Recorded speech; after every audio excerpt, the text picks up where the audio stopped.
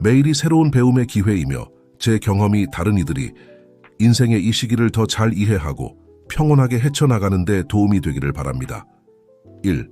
시간과 유한성의 현실 직면하기 젊었을 때는 시간이 무한하다고 생각했습니다. 친구들과 축구를 하며 시계를 보지 않고 시간을 보냈던 기억이 납니다. 오늘날 매 순간이 소중하게 느껴집니다.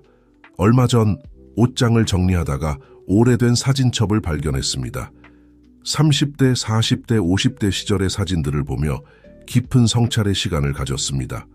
얼마나 많은 일을 겪었고 또 얼마나 많은 일을 더 경험하고 싶은지 깨달았습니다.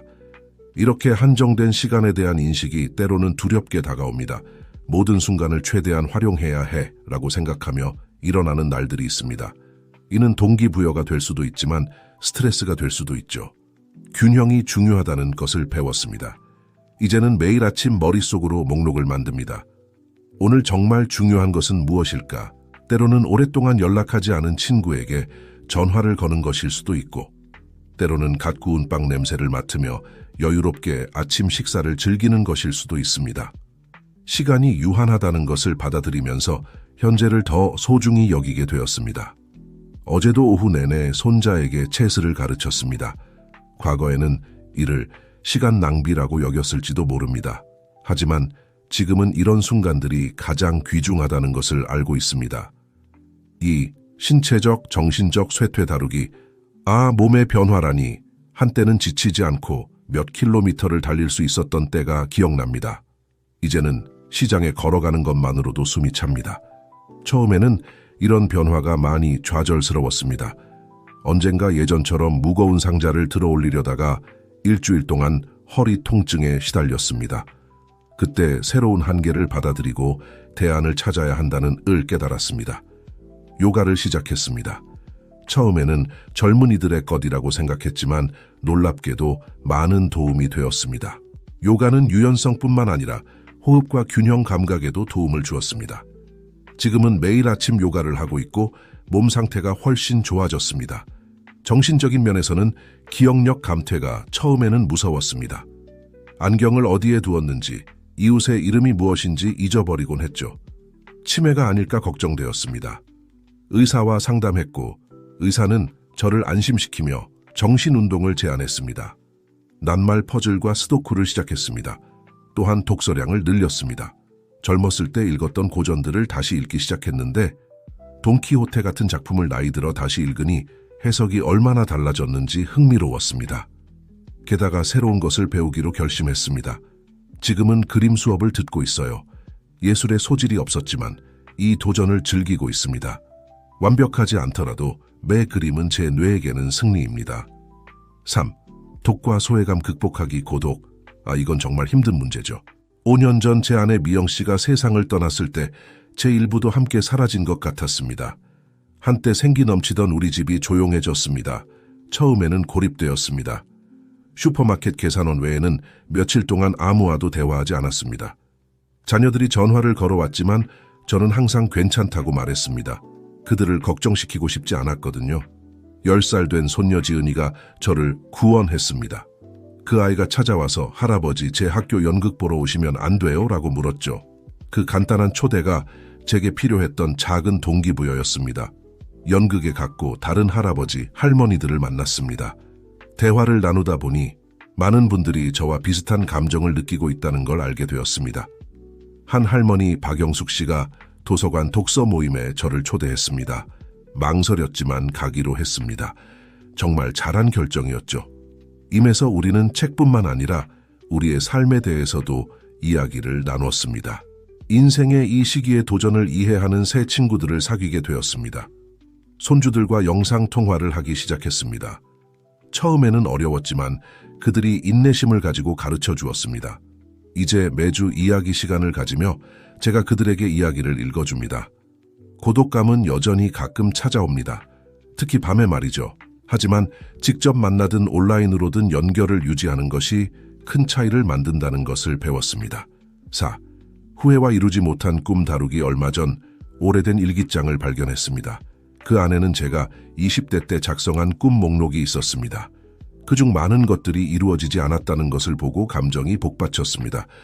피아노를 배우고 싶었지만 시간이 없어 배우지 못했습니다. 조부모님의 고향인 이탈리아로 여행을 가고 싶었지만 계속 미뤄왔죠. 잠시 슬픔과 후회가 밀려왔습니다. 하지만 곧 생각했습니다. 왜 지금 시작하지 않을까? 물론 콘서트 피아니스트가 되지는 못하겠지만 제가 좋아하는 곡 하나 정도는 배울 수 있을 거예요. 그리고 이탈리아. 베수비오 산을 등반하지는 못하더라도 로마에서 좋은 와인을 즐길 수는 있겠죠. 새로운 목록을 만들기로 했습니다. 70세 이후에 이루고 싶은 꿈들. 간단한 것부터 큰 꿈까지 적었습니다. 완벽한 티라미수 만들기부터 제 회고록 쓰기까지 말이에요. 이미 시작했습니다. 온라인으로 이탈리아어 수업을 듣고 있어요. 도전적이지만 배우는 단어 하나하나가 저를 꿈꾸던 여행에 한 걸음 더 가까이 데려가고 있습니다. 그리고 아시나요? 이 과정이 정말 즐겁습니다. 몇몇 꿈들은 이루지 못했지만 여전히 경험하고 이룰 수 있는 것들이 많다는 것을 깨달았습니다. 나이는 분명 제약을 가져오지만 작은 성취들을 감사히 여길 수 있는 지혜도 함께 가져다 줍니다. 5. 관련성 유지의 도전. 얼마 전 버스에서 두 젊은이가 어떤 앱에 대해 이야기하는 걸 들었습니다. 그들이 하는 말을 전혀 이해할 수 없었죠.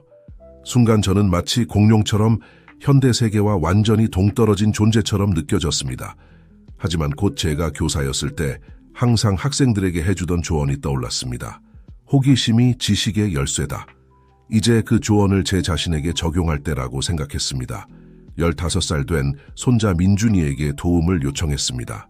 그 아이는 놀라워하면서도 기쁘게 저를 가르쳐 주었습니다. 우리는 오후 내내 제 스마트폰을 탐험했습니다. 카카오톡 사용법, 사진 찍고 보내는 법, 심지어 네이버 지도 사용법까지 배웠죠.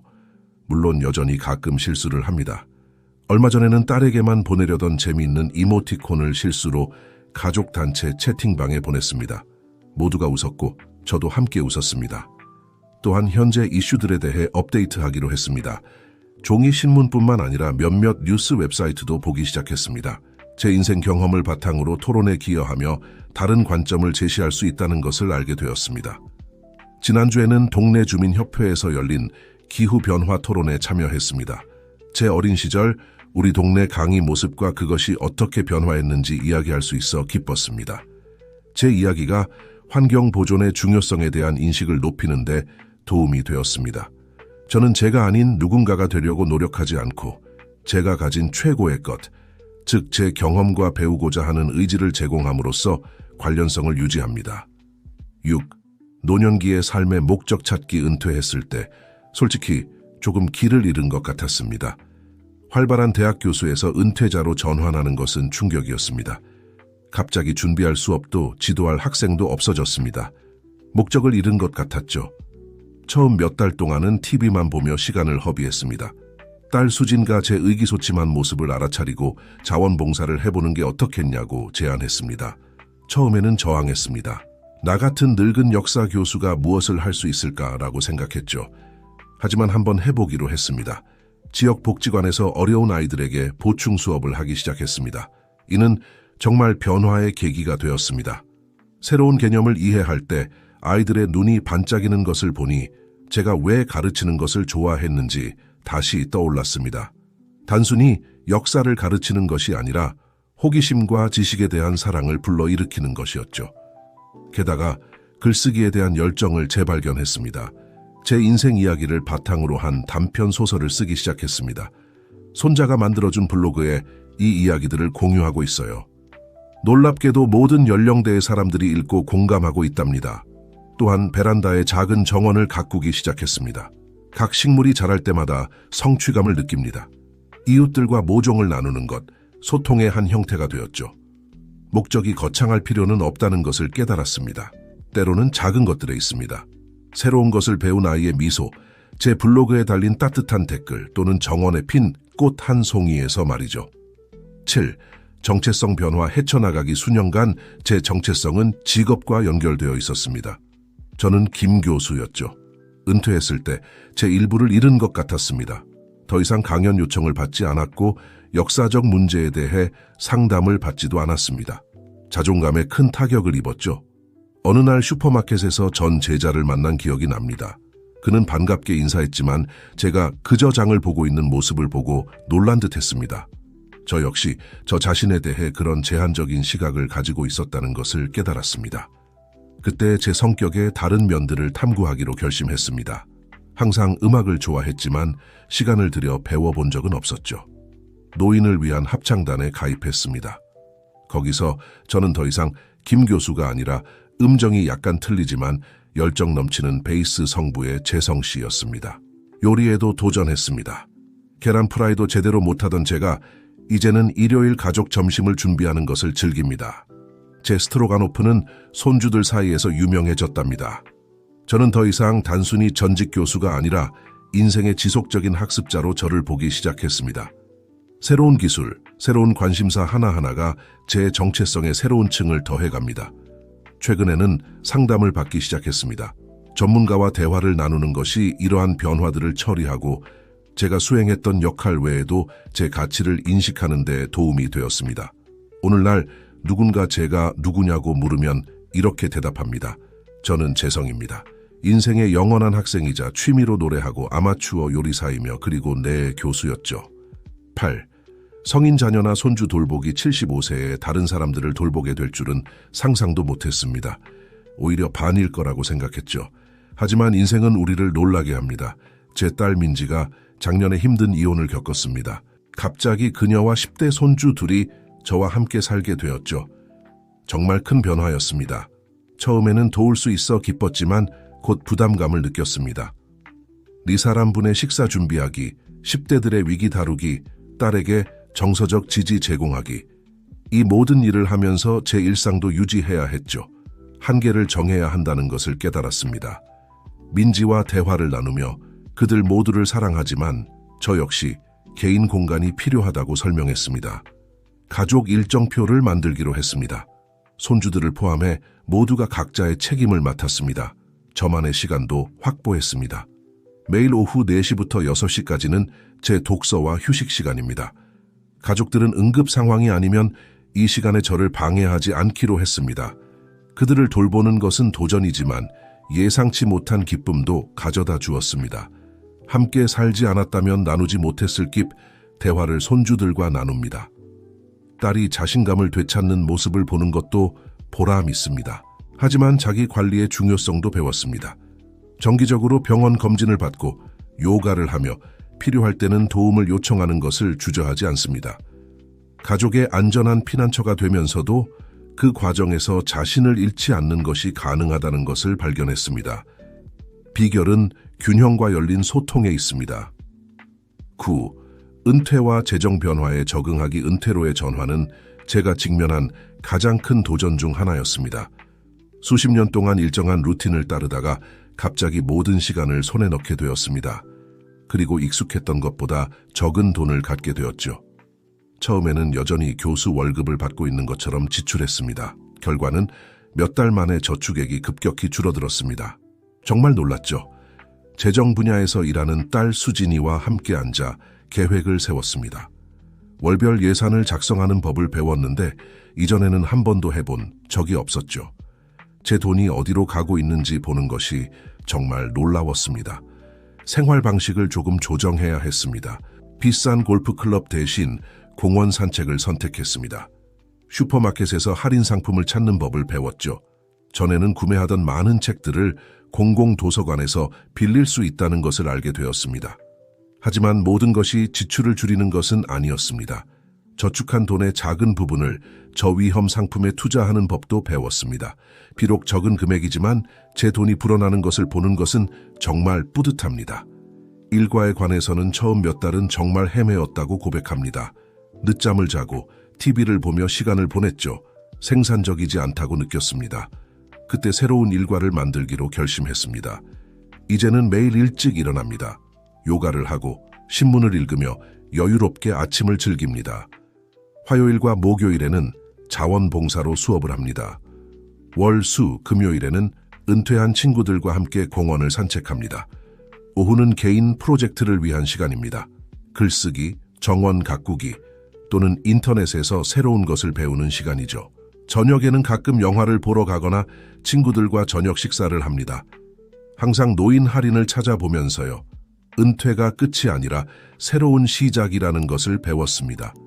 재정 계획과 균형 잡힌 일과로 여전히 잘 살 수 있고 새로운 꿈도 이룰 수 있다는 것을 발견했습니다. 10. 변화하는 관계 다루기. 관계라는 것.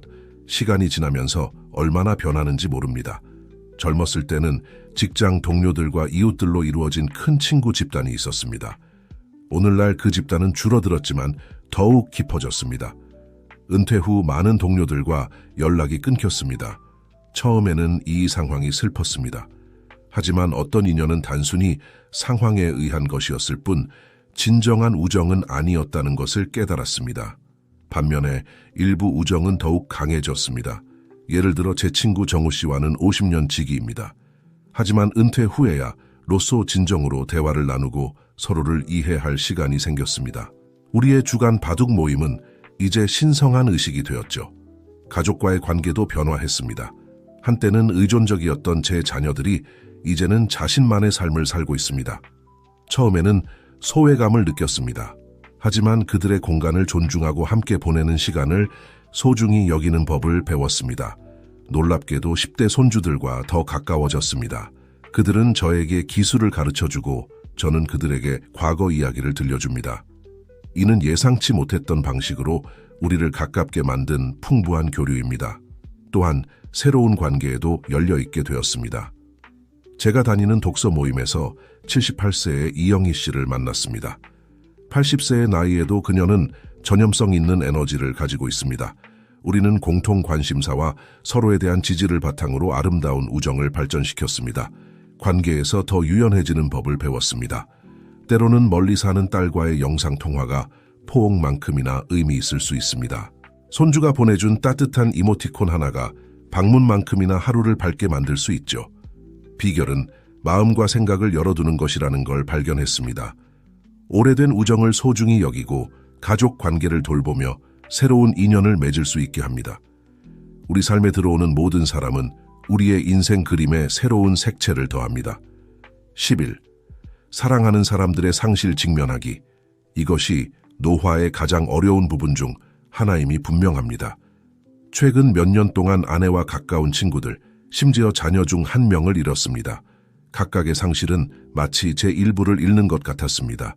5년 전 45년 동안 함께한 아내 미영이 세상을 떠났을 때 앞으로 나아갈 수 없을 것 같았습니다. 갑자기 집이 너무 크고 너무 조용해졌습니다. 처음에는 고립되었습니다. 고통이 너무 커서 누구도 만나고 싶지 않았습니다. 하지만 딸 수진과 도움을 받아보라고 강력히 권했습니다. 마지못해 유족 지원 모임에 참석하기 시작했습니다. 그곳에서 저와 같은 상황에 처한 다른 사람들을 만났습니다. 우리의 이야기, 고통, 때로는 미소까지 나누면서 제가 혼자가 아니라는 것을 깨닫게 되었습니다. 모임에서 배운 중요한 것 중 하나는 떠난 이들의 기억을 기리는 것의 중요성입니다. 미영과의 특별한 순간들을 회상하며 일기를 쓰기 시작했습니다. 때로는 울고, 때로는 웃지만 항상 그녀와 연결되어 있다고 느낍니다. 2년 전 아들 준호를 사고로 잃었을 때 그 고통은 달랐습니다. 자식을 잃는 것은 자연의 순리에 어긋나는 일입니다. 제 인생에서 가장 힘든 순간이었습니다. 하지만 어떻게든 이전의 상실 경험이 이 새로운 상실을 견디는 데 도움이 되었습니다. 고통이 파도처럼 오고 간다는 것을 받아들이는 법을 배웠습니다. 괜찮은 날도 있고 그리움이 깊이 느껴지는 날도 있습니다. 그리고 그건 모두 괜찮습다 봐서에 되는 기한이 없다는 것을 알게 되었습니다. 떠난 이들의 기억을 살아있게 하는 것이 도움이 되었습니다. 준호의 생일에는 가족이 모여 그를 기리며 나무를 심습니다. 해마다 조금씩 자라는 이 나무를 보는 것이 위안이 됩니다. 또한 다른 이들을 돕는 것이 치유가 될 수 있다는 것을 발견했습니다. 병원에서 말기 환자와 그 가족들과 대화하는 자원봉사를 시작했습니다. 제 경험을 나누고 위로를 제공하는 것이 제 고통에 새로운 의미를 부여합니다. 상실은 결코 쉽지 않지만 떠난 이들에 대한 사랑과 기억을 간직한 채 앞으로 나아갈 수 있다는 것을 배웠습니다. 12. 만성질환 관리하기. 나이가 들면서 우리 몸은 추가적인 도전을 제시하기 시작합니다. 제 경우에는 제2형 당뇨병과 고혈압이 지속적인 동반자가 되었습니다. 처음에는 필요한 모든 주의사항들에 겁을 먹었습니다. 혈당 측정, 정해진 시간에 약 복용, 식단 변경. 제 삶이 일련의 제약으로 변한 것 같았습니다. 하지만 시간이 지나고 의사의 도움을 받으면서 이러한 관리를 제한이 아닌 자기 관리 루틴의 일부로 보는 법을 배웠습니다. 요일별로 구분된 약통을 구입했습니다. 간단해 보이지만 약 복용을 정리하는 데 큰 차이를 만들었죠. 식단은 정말 큰 도전이었습니다. 단 음식을 정말 좋아했거든요. 하지만 맛있으면서도 건강한 대안이 있다는 것을 알게 되었습니다. 손녀가 나이스크림이라는 것을 소개해줬는데 냉동 바나나로 만든 아이스크림이에요. 맛있으면서도 혈당에 영향을 주지 않아요. 또한 공원에서 태극권을 시작했습니다. 균형 감각, 최근 불안정해지고 있었죠. 을 개선하는 데 도움이 될 뿐만 아니라 혈압 조절에도 아주 좋다는 것을 알게 되었습니다. 게다가 모임에서 새 친구들도 사귀었죠. 제 질환에 대해 정보를 얻는 것의 중요성을 배웠습니다. 당뇨병 협회의 강의에 참석하고 인터넷에서 신뢰할 수 있는 자료를 읽습니다. 지식이 힘이라는 말은 특히 건강에 관해서 정말 맞는 것 같습니다. 제가 꼭 하는 것 중 하나는 가족에게 제 건강 상태를 알리는 것입니다. 딸 수진이가 제 모든 검사 결과와 처방전을 모아둔 폴더를 만들어 주었습니다. 이는 제가 정리하는 데 도움이 될 뿐만 아니라 가족들에게도 안심을 줍니다. 물론 힘든 날도 있습니다. 때로는 항상 주의를 기울여야 하는 것에 지칠 때도 있죠. 하지만 이런 생각이 듭니다. 이러한 관리가 제가 계속 활동적으로 살고 인생을 즐길 수 있게 해주는 거예요. 제가 누리는 삶의 질을 위해 치르는 작은 대가라고 할 수 있죠. 13. 나이 차별과 사회적 고정관념에 맞서기, 사회에서 보이지 않는 존재가 되는 날이 올 거라고는 상상도 못했습니다. 하지만 불행히도 노인에 대한 편견은 실제하며 고통스럽습니다. 특히 기억에 남는 한 사건이 있습니다. 스마트폰을 사러 전자제품 매장에 갔을 때였죠. 젊은 판매원은 완전히 무시한 채 저와 함께 간 손자에게만 말을 걸었습니다. 제가 구매할 거라고 주장하자 그는 마치 제가 기술을 이해할 수 없다는 듯이 말하기 시작했습니다. 그 순간 분노와 좌절감을 느꼈습니다.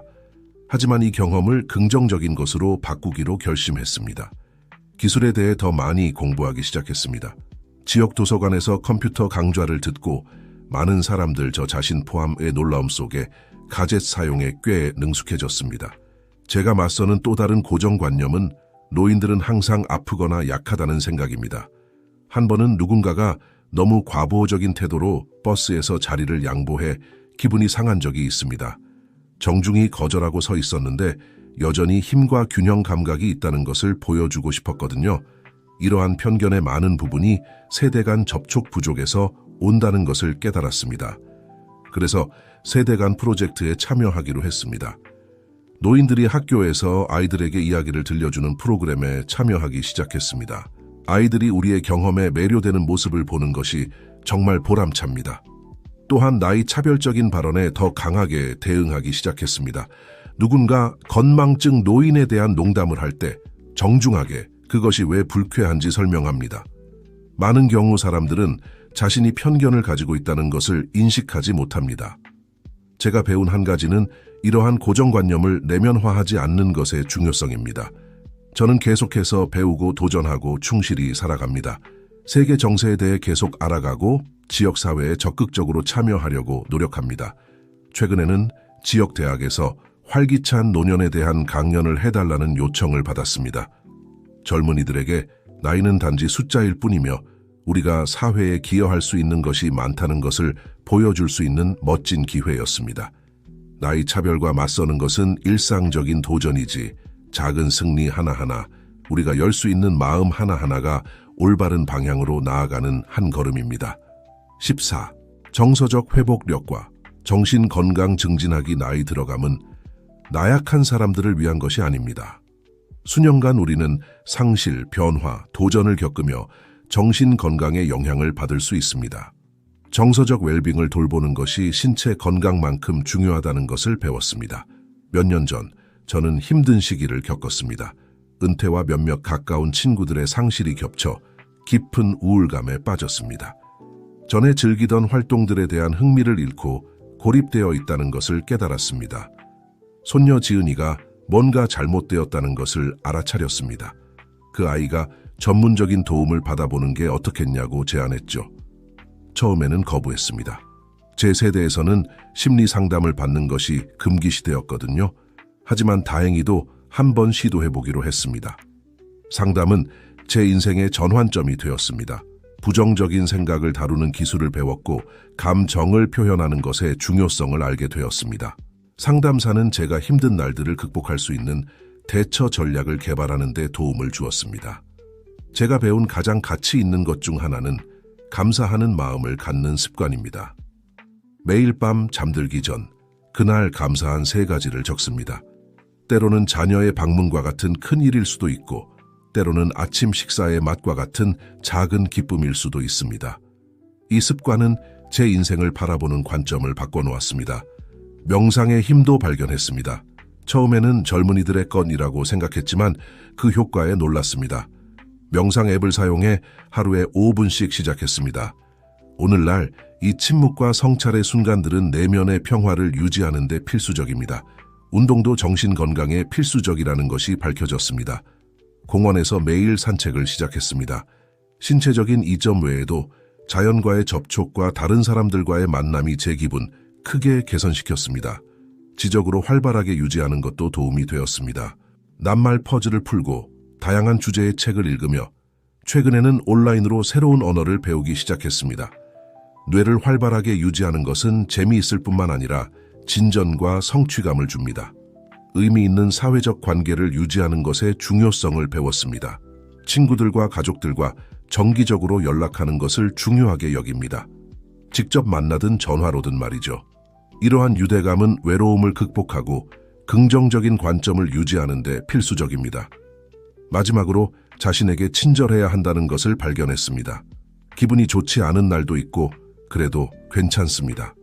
감정은 오고 가는 것이며 기복이 있는 것이 정상이라는 것을 받아들였습니다.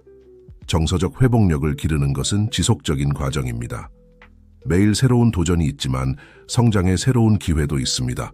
올바른 도구와 긍정적인 태도로 노화 도전을 단순히 극복하는 것이 아니라 이 인생의 단계에서 번성하는 것이 가능합니다.